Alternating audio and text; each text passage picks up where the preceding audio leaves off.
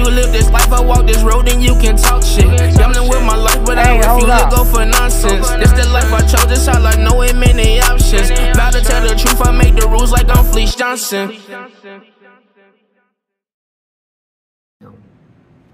What's up? This is Big Lee with Hustler Spirit. What's going on, Fleece? Oh man, I got some things I want to discuss. All right. You know, like dealing with being gay, answering some questions, even coming from me, what I think of the situation, you know, being truthful about it. You know, like for instance, questions like, once you gay, is you always gay? Can a person stop being gay? What does it take? You know,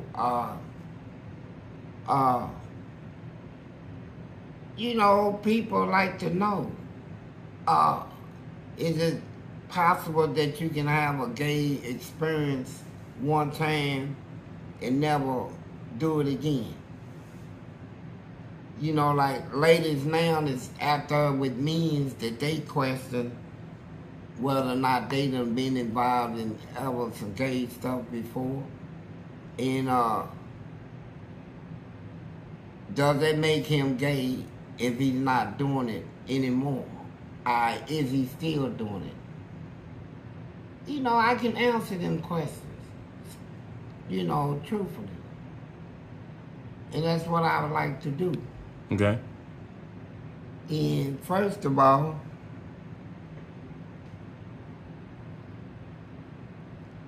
make sure y'all go get the book. Yeah. On Amazon. Fleece is book 1 of a 3-book series. Who is Fleece Johnson? You know, when you talk about being gay, people don't like to talk to people who ain't never been gay. You know, it's easy for somebody who never been gay to say, hey, that's not the type of life a person should live. It's nasty, it's this, it's that. But it is more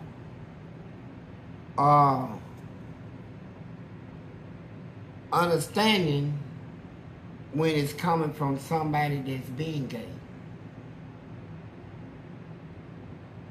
To be able to answer gay questions, you know. So, I done been gay. And I done been as gay. You know, that's the word. What does that mean? That means I done did it all, you know. I did it all, and I did it for a while. And at the time that I was doing it, I enjoyed it. And then came the time when, you know, in that lifestyle, there's a lot of jealousies, a lot of fighting, there's a lot of arguments. That lifestyle is no different from the normal lifestyle between man and woman. There's still a lot of arguments, still a lot of gossip, and all that stuff, but what changed me was the truth. If I don't stand for nothing, I stand for what's true. If it's true, it's true. Is there a God? Yeah, that's true. God told me one day, hey, you know it's a God. You ever seen him? I said, no. Do I got a mama? He said, everybody got a mama. I said, you ever seen her? You know, you don't have to see something to know it's true. But I found out the truth. That out of all the sins that people commit, the one sin. And there's no sin greater than another, they say. They right. But from there's one scene that I see a lot of desolation and punishment come upon throughout history. Is documented in books. You know, historians from all over the world got the same, you know, stuff. It's one scene though we call Great Desolation. Drafts called feminines cause a whole this angle. It's like this angle of heaven. Is when men have sex with the same sex and women have sex with the same sex.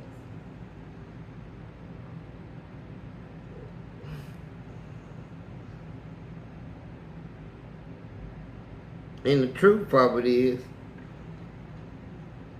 I mean, you can see the truth just looking at your body, just how you was made. You know, I wasn't made to be a woman. You know, I could look down between my legs and see that. You know, I was a man. You know.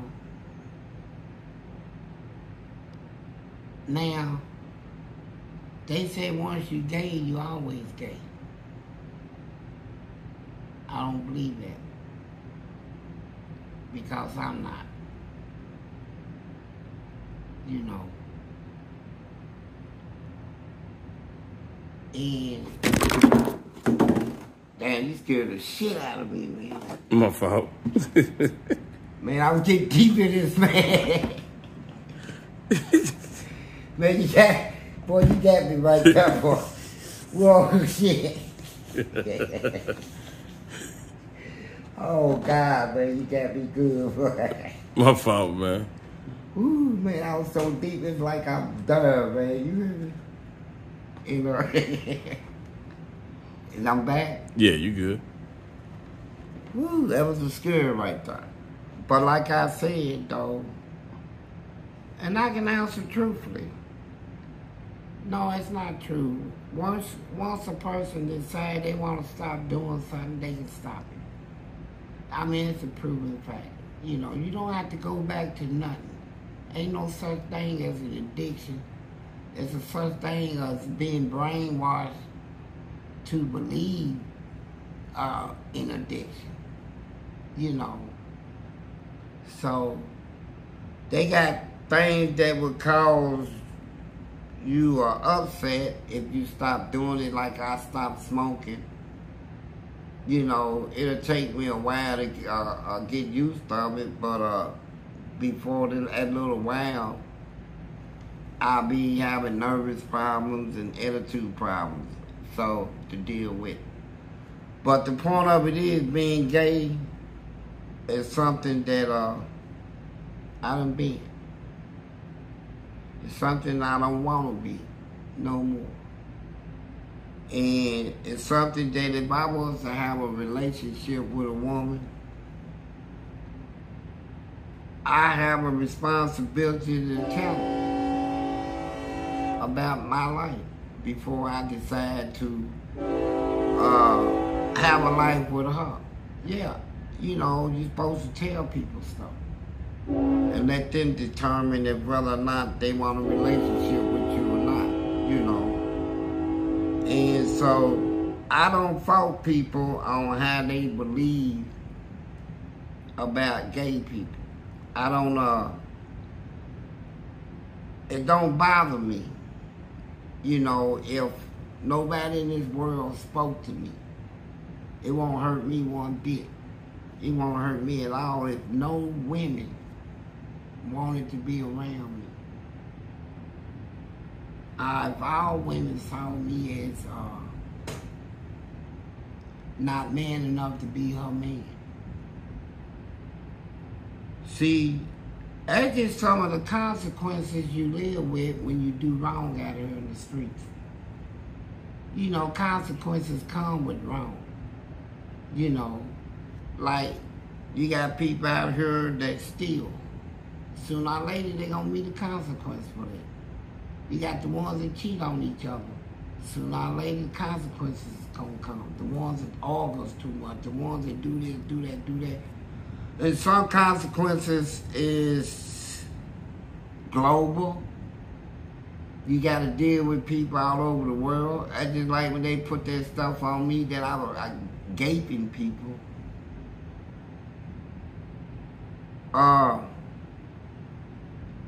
It caused people to look at me different. But when I proved them to be allowed, then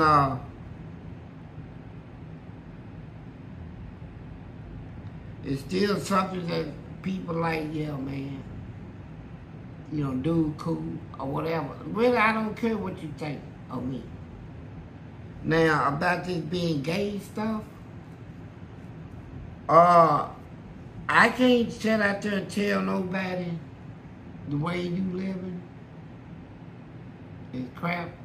Because really, if you was to really take notice of gay people, compare them, the gay men compared to the single men, just, you know, compare them. Like, which one of them work, they success, they achievements, did they graduate, do they obey the law, do they do honest living, do they have the community, do they have their own homes, house, do they own a business, what have they accumulated? What you saying, gay men more successful? Man, when you compare them to the single men, you'll see that the gay men got way more, done way more than the single men in all them areas. I don't know if that's true. Yeah, it is true. And not only that, the only thing they got against them is that they gay. That's really their only fault. They do everything else right. They real nice, real helpful, loving, kind, cheerful, workaholics, intelligent, smart, can take on any job, good friends, throw good parties, they own a lot, and they share. They just gay. And so, now the gay men, the men that ain't gay, straight men, back and forth, and the penitentiary is full of them when they come in as straight. You know, come in as straight, leave out as gay. You know, a lot of times. But the point is this.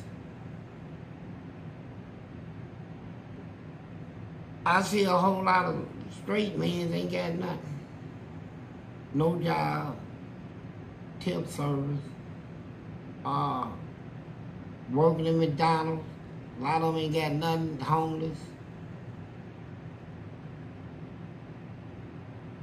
You see homeless people, and you look out there, you ain't gonna see no gay ones, man. You gonna see straight men. You ain't gonna see no gay ones. I ain't never seen a gay homeless person. Never. Maybe you just didn't know they were gay. That too. But I tell you what though.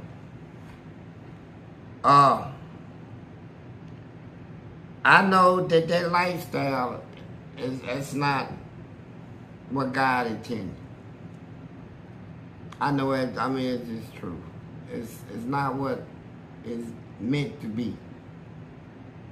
How it came to be, I know a little about that too. But that's a little too deep to talk about. But I'm saying this to all the people out there.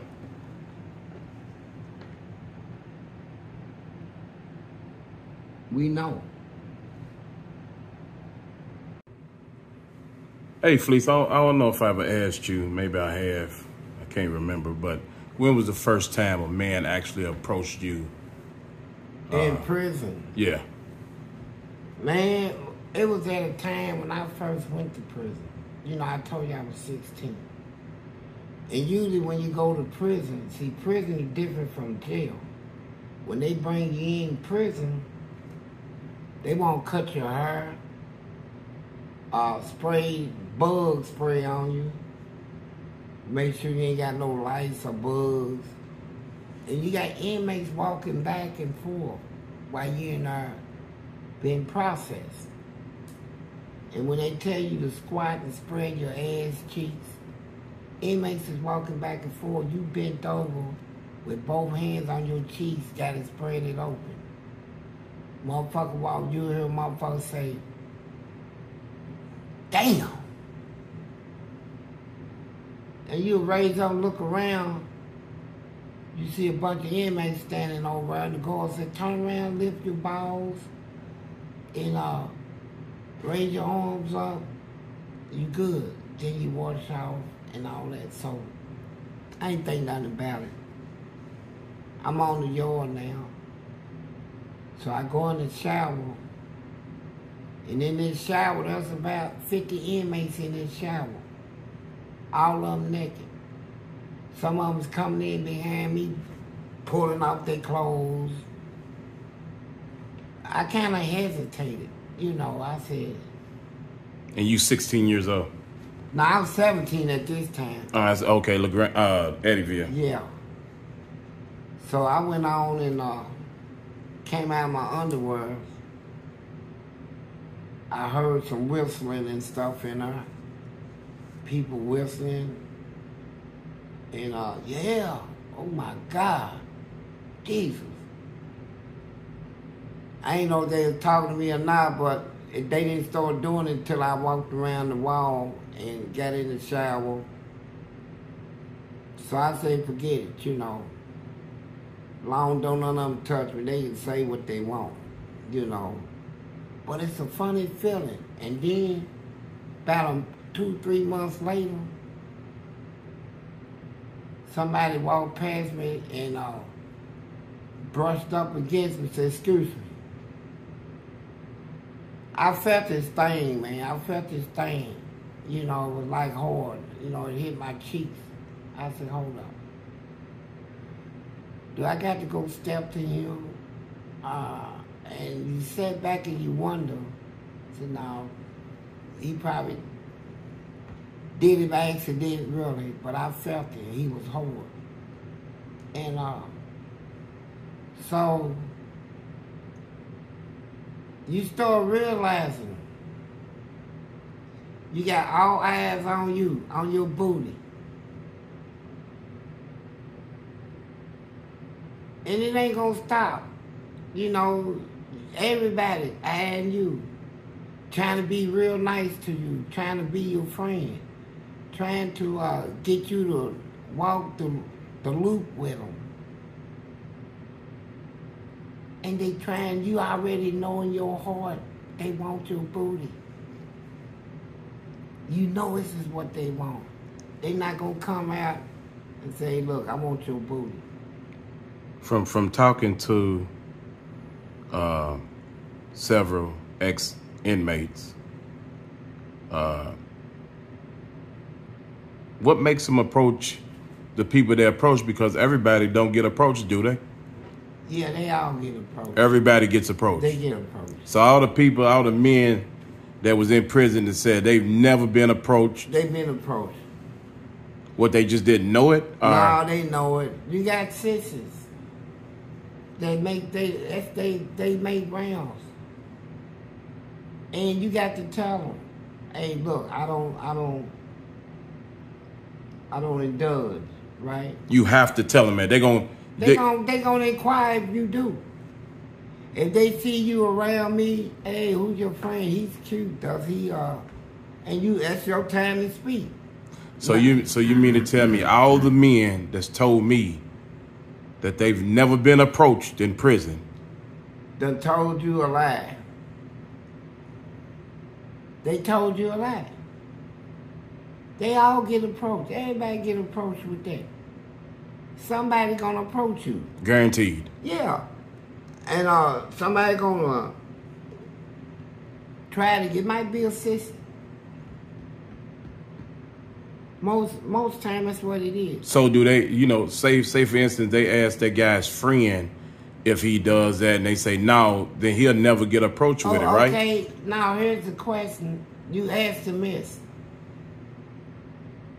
Ask them how many sisters do they know in prison? They all know sissies. Ask them their name. They'll tell you their names. How you know their name? You talk to them? Because they'll say they did business with them or something. Yeah. Sold them something. But if they, you did more than business. And if you think, what did y'all have to talk about, first of all? Who approached who? So you said you never been approached, so did you approach him or did he approach you first? It was about drugs, so he never talked about that. It was just drugs. Say whatever, but who approached who first? Did the sister approach you or did you approach them? And why would you want to remember his name? But maybe the sissy didn't say anything disrespectful. It was just about drugs. No, they ain't gonna come disrespectful. But if they come, they gonna ask. They gonna inquire if you mess around. And if you a cute looking man, yeah, they gonna want to try you. You mess around? No, I don't. No, baby, I don't. All right, and they never mess with you. You know, stuff like that. Unless certain ones say, no, I want him. And they'll keep on, but it's hard. They'll keep on after you tell them, no, you don't mess around. For a man, if you do business with him, you doing business with somebody with dope, you know you can get some free ass, get some head. Don't nobody need to know about it. The sister is coming to you, look just like a woman, built like a woman. Got big old hips and ass, juicy lips. And you ain't had none in a while. When he walks up on you, I tell you, this is how they gonna greet the sister. Hey, baby. They gonna call him baby. Come do business with daddy. Next thing you know, they doing it. Don't nobody know. They get out on the streets. I ain't never been approached by nobody. Ain't nobody ever did this. Everybody get approached. Yeah. Somebody gonna give you the eye. You gonna have to tell them I ain't with it. Are you with it? I got approached many times. I got a little fat butt. A nice, big, little fat one. And you got me in a prison surrounded by nothing but freaks. You think they ain't gonna want that? Well, maybe in the 70s and 80s, didn't it change? Only thing that after the 90s and stuff, see in the 70s and 80s and 90s, it was all acceptable in prison. You can actually get married in prison. Right. But in the 2000s, a lot of protesters came out. So they started hiring a new administration, came out with new rules. Now, if they catch you in a sex act, they write you up, make you take an AIDS test, and call your family. Let your family know that you just got to having sex with another man. Did you ever get caught? No. One time. Yeah, I did. One time. One time in 40 years. And it was embarrassing. And I remember it was in the library. We went in the library and they had these bookshelves, always big, tall bookshelves. So they didn't have no camels in our den. So the guard that was in there, I don't like him because he's one of them guards like Bugs Bunny. He walks up on everything. You can't never catch him, he'll catch you. He just slick. So I ain't want to do nothing. So the person I was with wanted to have sex right there in the library. So we get behind the bookshelf, looking out.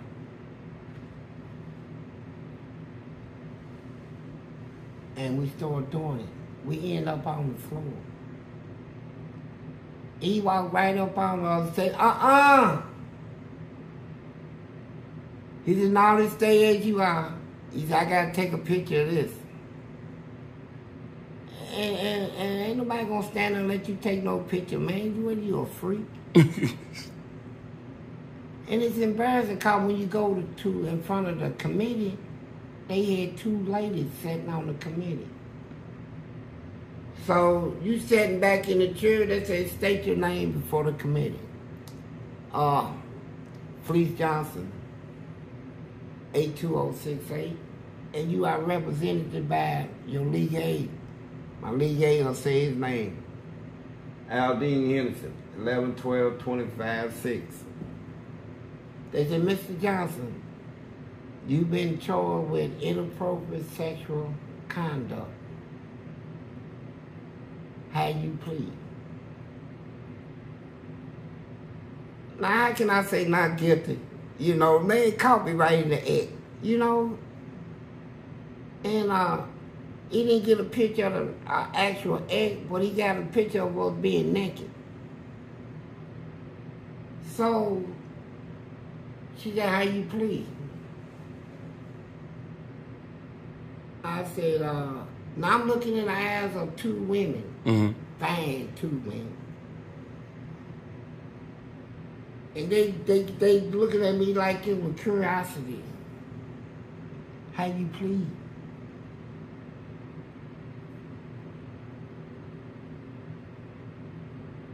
I said, "Not guilty."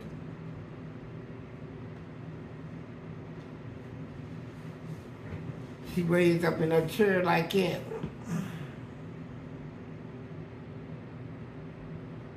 She said, "Mr. Johnson, you was caught right in a sexual act. And we have photos. The committee might show some leniency, but we want you to tell the truth. So let me ask you one more time. You've been charged with inappropriate sexual misconduct. How you plead, Mr. Johnson?"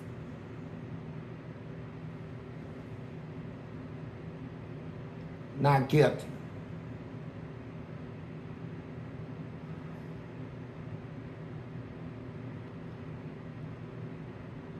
She said, "Well, let us read the write-up to you. On the above date and time, our officer so-and-so was working in the library as library security. Upon hearing some noise, I got up out of my chair and walked around the books, and I walked up on Mr. Johnson and inmate Will in an inappropriate sexual act. Mr. Johnson was laying on the floor with his legs thrown back while Mr. Williams was on top of him. Hold on. You was the... Yeah, that's what the write-up read. And no, it's bro. Yeah, it's funny. No, it ain't funny. It's stupid. Cause here's what came back. This is a lady reading me the right. That's more. And I'm saying, "No, man, I'm embarrassed." She said, and he said, when I hollered, "Stop," Mr. Williams backed up out of Mr. Johnson, looked like with a tree log. I said, "What'd he say?" She said, he said it looked like a tree log was pulled out of you. I said, "He can kiss my, all that old stuff." This is Mr. Johnson. You won't have to go through all of that. I'm going to give you one more chance. Just be truthful. Was you laying the dynamite then? Was you Hey, look, let me answer one thing at a time. It's hard for me to even talk about this much, right? So she said, let me ask you one more time. You was caught in an inappropriate sexual act. How you plead? Guilty or not guilty?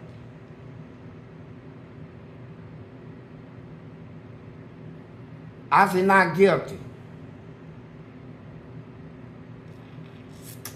She just stepped out. The committee would decide. I stepped out. I said, man, I'm gonna file a lawsuit on him. So my legal aid, he said, for what? No, dude gonna say I was, dude looked like he pulled a tree log out of me. And all this old stuff. And they sat there, man, talking about, no, man, I ain't going for that. He said, man, look, did it happen?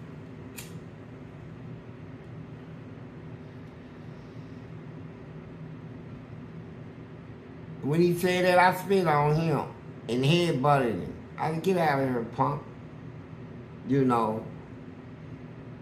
So the officers went in there and said, Mr. Johnson gonna have to be taken back to his cell. He just got through spitting on his lawyer and all of this.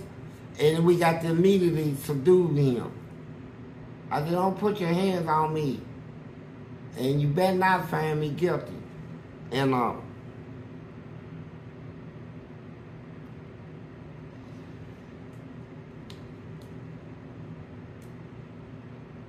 the lieutenant came by my cell.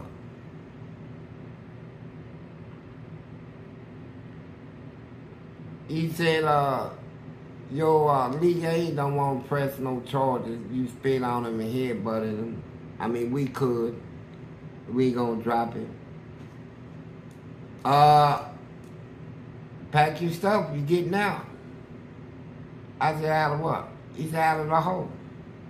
I said, what you mean? He said they dismissed the write-off. I said they dismissed it. He said, yeah.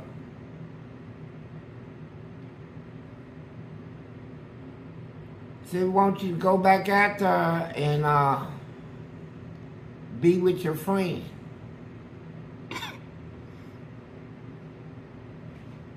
So on my way out, I seen the lady.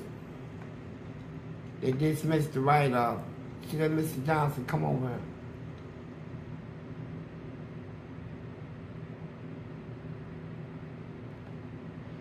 She said, if you're ashamed of what you did, you don't need to be doing it. She said, now you take that with you. If you're ashamed of what you're doing, then you know you're doing something wrong and you need to stop doing it. Have a good day, Mr. Johnson. I walked away. There he was. He was out there waiting. Said, you know, he's sorry, wish, you know, he had a little patience. And said, what you getting ready to do? I said, I'm going to go take a shower.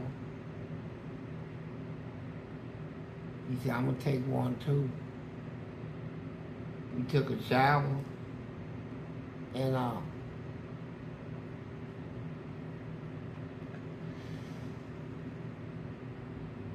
went back doing the same thing. Didn't get caught though. Was you Linda Dynamite? No, not then. I was just doing stuff. You know, sooner or later, it's like I seen men's in our. When I became gay in prison, what made me stop is it was too many men, black men, too many of them, that I expected to be straight, but they was gay. With me, in my case, I ain't got nothing nobody to answer to. I ain't married. Ain't got no girlfriend, ain't got no family, ain't got no kids, never had kids. So, ain't got nobody writing me from the streets. So, I feel like My only responsibility was me. I can do what I want. I ain't got nobody to really answer to. But when I start seeing all these these black dudes come in, and they come in with these reputations and names and stuff, and they talked to me, and they knew I was gay, right? But they don't heard nothing but victory talk about me and my battles, all the battles I fought. And I was somebody they wanted to meet. And so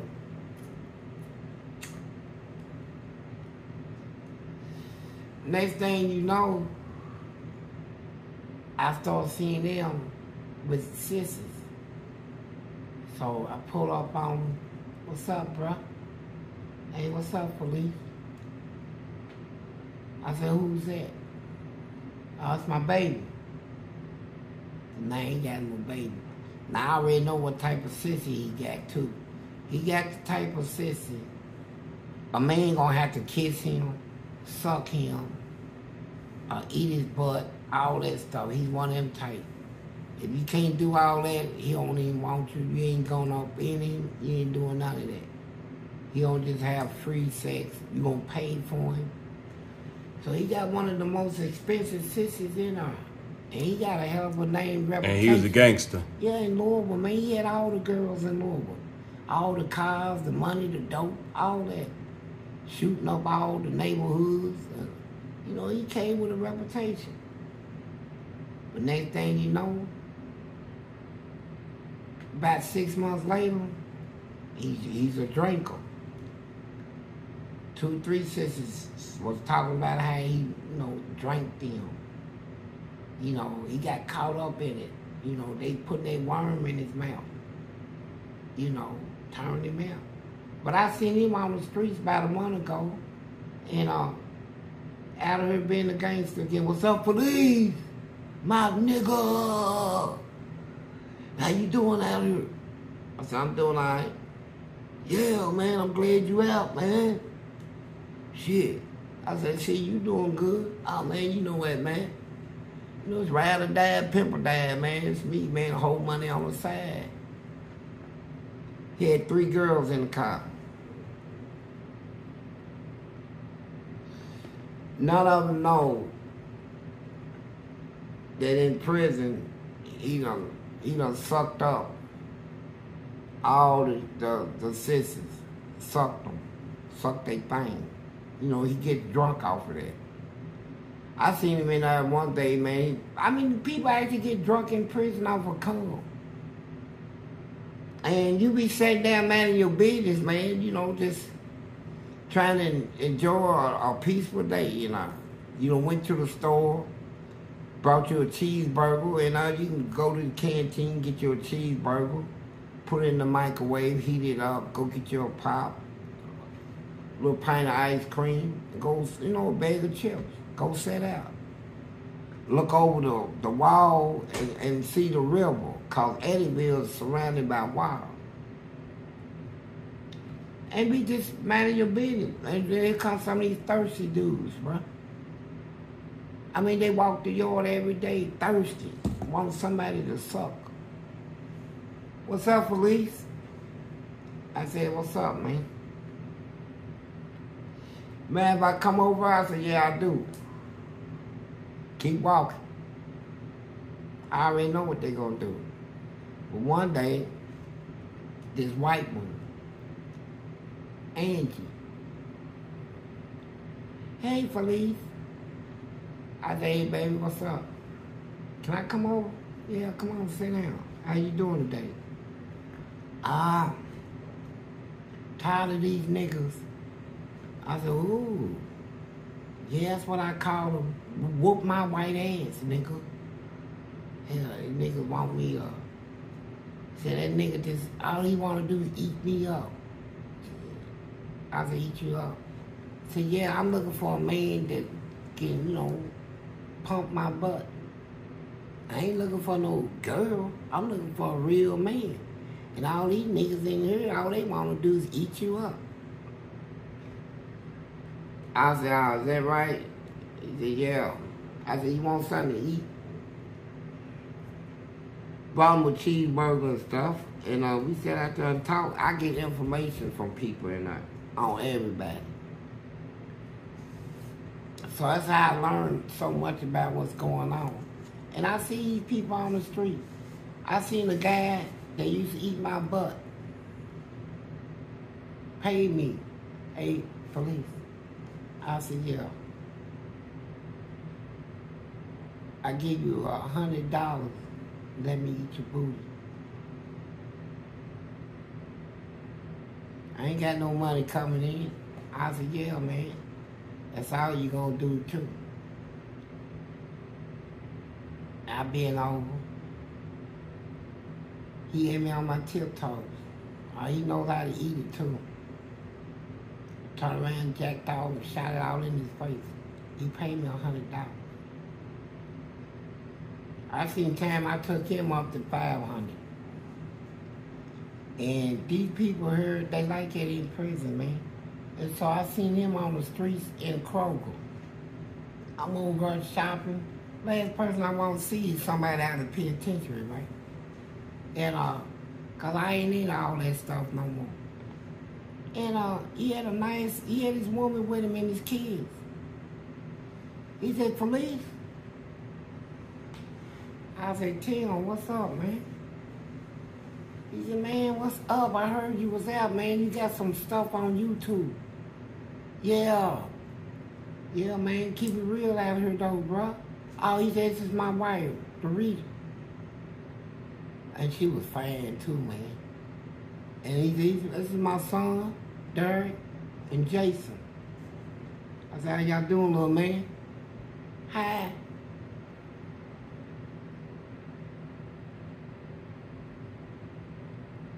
But she don't know that how he is. And she was cute. She was cute. She had a dress on. She was dressed like what you can call a woman. But he ate my butt. $100. I took him up to $500 one day. I said, I laid in my bed last night and thought about you. My booty did. He said, your what? I said, my booty. Thought about you last night. I said, he said, you need 100? I said, no. I need 500. He said, no, baby, I can't do that. I said, all right. I said, boy, done got fat too, juicy. I'm going to shake it on you this time. I'm going to make you eat it good. And then, you know, I'm going to shoot all over your face twice. He said, stop it, Fleece, stop it. I said, you still don't want it? Gave me 500. And then one guy, I never forget this one. This man had a wife that looked like Obama's wife, Michelle. Cute as a button, real intelligent, cooperative. She's a lawyer. And she been trying to get him out of prison and finally won his case in appeal. It was time for him, and they told him it was time to go. He was with me. He said he ain't going. What? Said he ain't going. Shut up, man. Yeah, he gonna leave. I said, man, get the fuck out of here. I'm not leaving you. I love you. I told you I love you. She's nothing to me. She's nothing to me. There's a woman got a house waiting on him, BMW, all this, fine as wine. Nigga, let her ask for me. I run up out of here. I would worship her. Was any of this Linda Dynamite? Yeah, then it was. I said, well, you know what? I said, I hate you. So, baby, please don't do, baby, please. Baby. Man,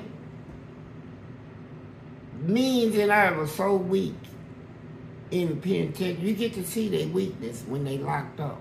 Now out here in the streets, you don't get to see nothing but gunplay and all that old sharp talking. When they get to prison, where they ain't got no guns, no weapons, they on their own, and they in a cell with somebody that is gay, want gay sex. Somebody that most all the means in there, they work out every day. Push-ups, jumping jacks, lifting weights, boxing, very skilled. And their bodies is strong. And you just off the street, you know, smoking dope and all that stuff. And your body, you ain't been exercising, so you ain't got no strength in you. And when they lock you in the cell with them, and that door is made out of steel. This ain't no door you can run your hand through. I kick it down. It's a steel door. When that door is shut and you trapped in that little cell, and then dudes start talking crazy. Like I remember one time, they had a overcrowded problem in the hole at Eddyville. They locked up too many people. And they didn't want to let them out, make room for nobody new. So they told us, they made an announcement that we gonna get a cell partner. In the hole? Yeah. So they brought in 15 people and told them, said, find out who you can sell with and go in there. And they give them a mattress, they sleep on the floor. But the cell is made for just one person. So one dude looked up, he walked down the hall, looked up at me. He said, I found who I'm going to be in the with. So I'm standing up at the door, right? And I got on this little tight shit. So I guess that's what made him think, well, shoot. So he came up, he said, hey. I said, hi. They opened the door, he come in, put his mattress on the floor. I said, what they lock all y'all up for? So, you know, they tell y'all that, you know, it was a riot broke out, and over what? And I'm listening, this and that. He went over to the bathroom and used the bathroom. And then it's a shower night in the hole. So the guard come through the shower night. All you guys that come in today, you can take 1, 2 if you want it. So when they got to my cell, you know, the guard passed out the towels and stuff. So I wrapped the towel around me and pulled my underwears off and went to the shower. So I came back in my cell. It was his time to go out, you know, so he went out, came back in, and so he said, hey, can I use some of your lotion? I said, yeah. I'm still putting lotion on my feet and stuff, so he's standing up naked, rubbing lotion all over his body and stuff, you know. He had a little nice butt, too. I'm talking about it was nice. He said, you mind put some of this on my back? I'm already hard, you know. I already know what's getting ready to happen. This is going to be some sex up in there. So as soon as I stood up off the bed, I'm already hard. So I put some lotion on me and started rubbing it on his back and just pressed up. I put the head right there first, see what he's gonna do. He didn't move. Move a little more up in there. Then I said, I know he feels this. And then I said, let me put a little more on your neck. So I put some more. He handed me the lotion bottle. And then I took and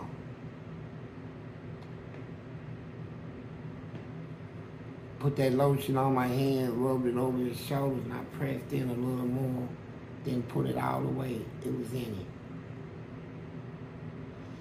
it was in it. Boy, we had sex all night. We got done, it was like lunchtime, 12 in the afternoon when we stopped. So, this is what people get into in prison, sex, man. You know, that's the only thing that really gonna keep your sanity.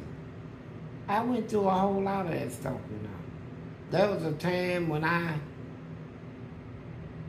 didn't do the gay stuff that, you know, your mind play tricks on you after a while in prison. Everything looked good to you. Any booty will look good. Any lady will look good. And I started seeing these guys that was masturbating on these ladies. I said, let me try this. I'm in the hole, and they got this guard tower can look right in my cell. So if I stand up on the bed, she'll come out of the guard tower with some binoculars and look right at me while I stand up there and masturbate. And she'll sit down in the chair and spread her legs real wide. And then if I get down and stop, she'll let me see her get ready to use it. She'll leave the door open where I can see her get ready to sit on the toilet. You know, she'll pull her pants down, bend over. Then I said, oh man, I went through that for years. Couldn't stop it. And one day, I got caught, and that was embarrassing. That's when I stopped. I was down the Grange, and I went up into the TV room, and they had a big old square table. So wasn't nobody coming. So I took a bottle of baby oil, climbed up on the table in this guard tower. This white lady, we've been doing this for a while. I climbed up on the table. She left the door open and pulled her stuff down, right? I'm standing up her stroking, right? And so I said, this is gonna be good. I had baby oil all over me, man. And so then she turned around and took her binoculars, you know, left the door open, and she was in there playing with herself, watching me. And then I do, you know, make a motion like bend over, I spread it. She put the knuckles down and spread her ass cheeks and all this. So, this sergeant was making rounds. I ain't even know it. Man, he hollered, you are out. Man, I jumped and slipped and the baby oil bottle turned over. My buddy hit the table, I bounced off the table, hit the wall. I'm laying on the ground naked. Baby oil done dripped all over my head and face. I'm laying down there and I done come. Stuff is just shooting down everywhere. This nasty sergeant, instead of saying, I'm gonna take you to the hole and let you put your clothes and underwears or something on. I ain't to walk to the hole like that with all that oil and stuff on me. In front of everybody? Everybody. Everybody said, oh my God. Hey, they can't do you like that, bruh. Damn, what is that on him? What is that? What he got on him? Oh my God, Fleece, what you done, man? I said, I ain't done, man. What is that on your body, man? I had baby oil everywhere, man. I had to walk up to the hole. Damn. Yeah. I used to do that. And before I stopped, though, down Eddyville, they had this big butt lady down there. And she used to always see me. She wore a dress and no panties. And you could see she ain't got panties because the dress would get caught between her buns. And she had some big buns, bro. Country. She said, walk with me, Fleece. I walked with her. So, we be talking. So when she talked to somebody else, I'm right in back of her. So I stick my hand down in my shorts and start, you know, masturbating.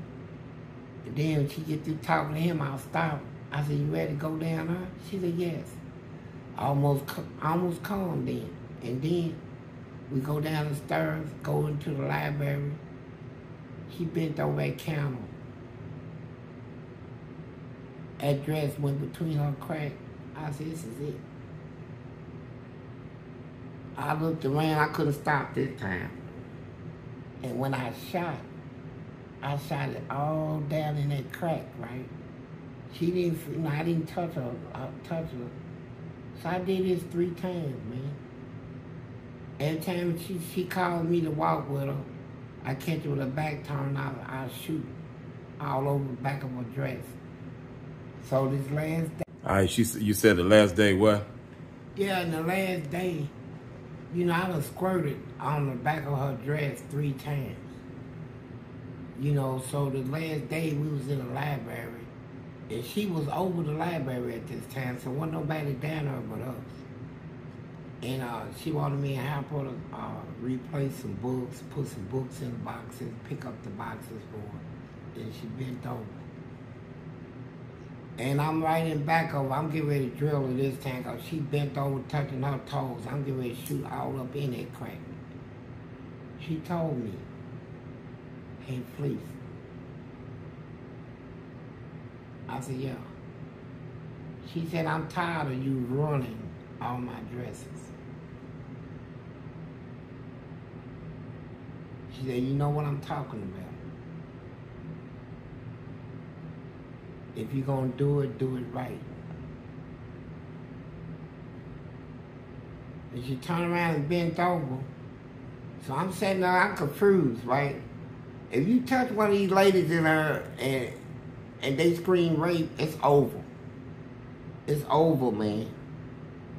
You know. So she said, if you're going to do it right. So I'm sitting there like, damn, man. I said, man, please, bro.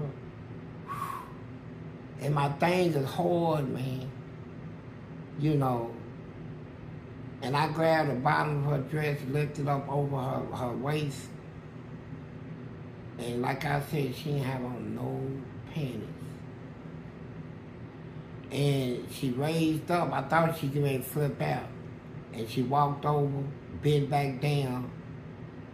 And her dress kind of flipped over her butt most of the way. She bent down, put some books right there, and was looking through them.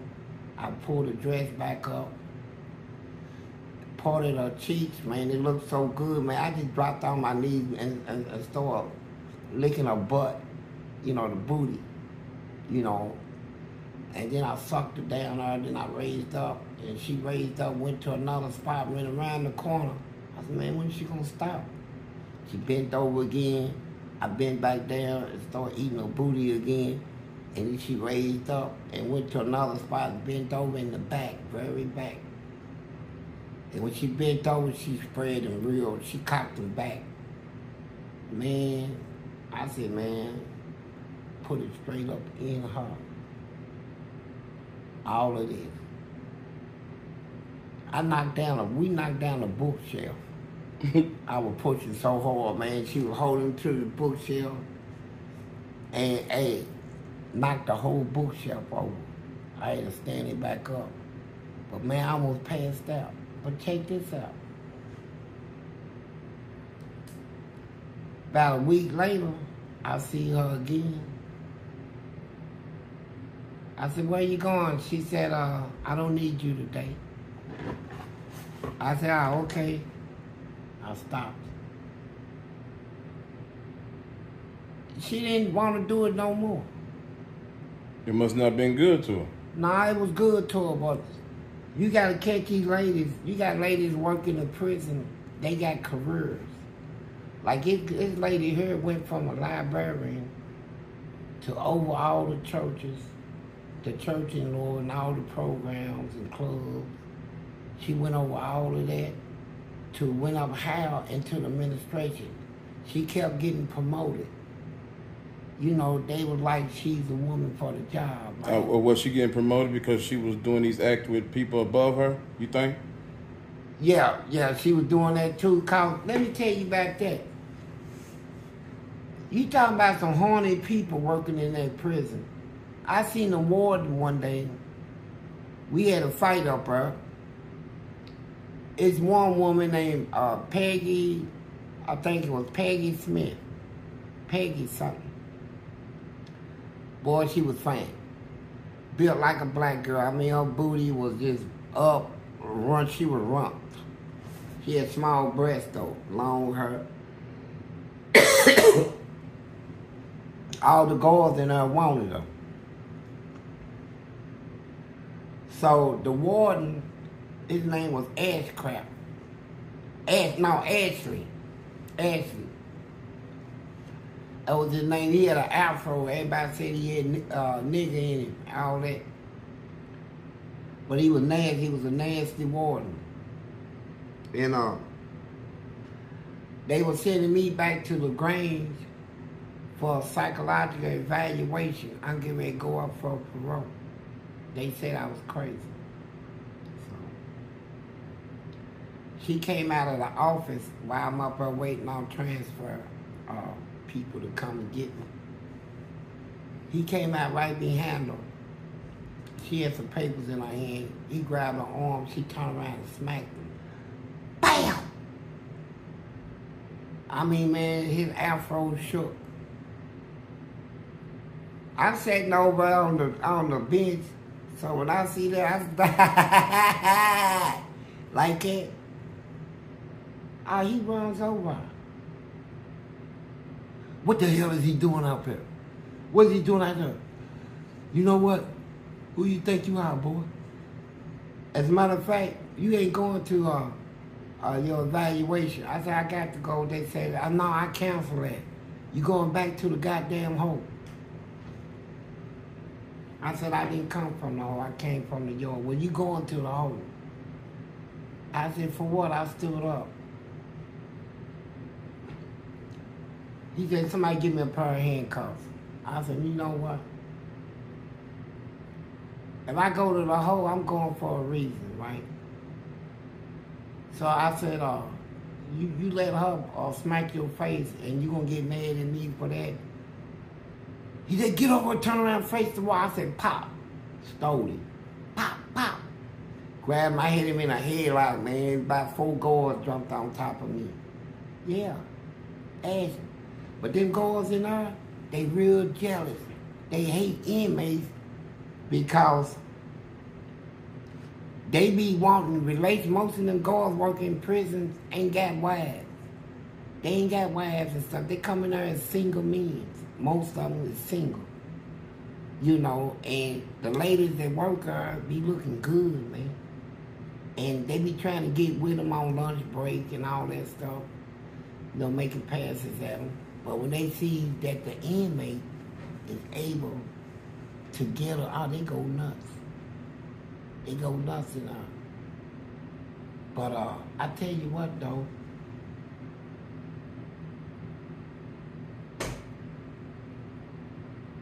The things you got to go through in prison to live a life, I feel like you living a life, you know. You gotta do what you gotta do. That's what I did.